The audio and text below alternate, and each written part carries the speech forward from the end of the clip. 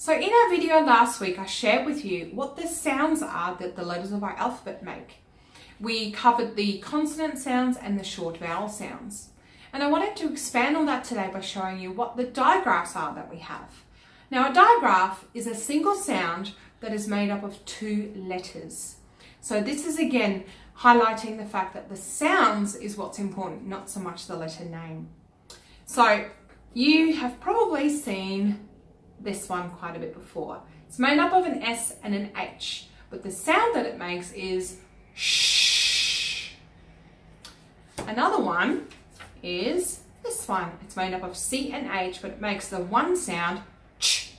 Make sure again that this one is voiceless, and you do not say ch, because then we're saying it incorrectly. It is ch.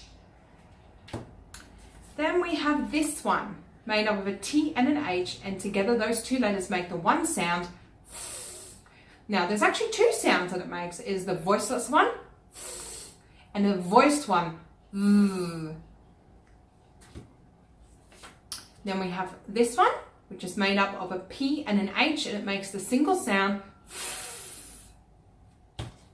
And then we also have this one. It's made up of an N and a G, and it makes the sound. Now this one's usually only found in the middle and end of words, not at the beginning of words.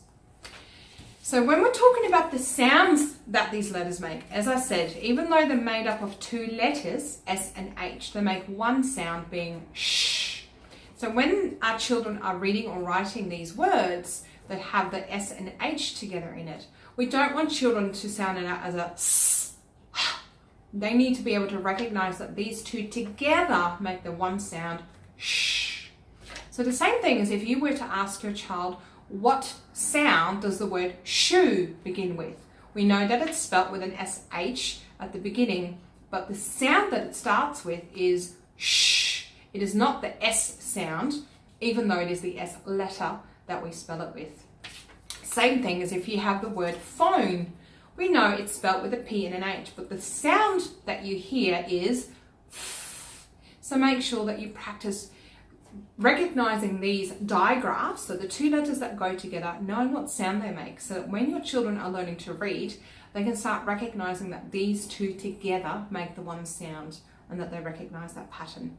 Also play lots of little games with your children and getting them to identify what sound your words start with. So it's all about listening to it. So the word cat, it starts with a k sound. The word phone starts with a f sound. So it's really important that they can definitely hear what sound it starts with, and then later on they can start recognizing the letters that we use to associate with those sounds. So I hope that was helpful. I'm Monique from Kids Chatter Speech Pathology, and if you do have any questions about your child's literacy skills, please don't hesitate to get in touch with us and we can help them out.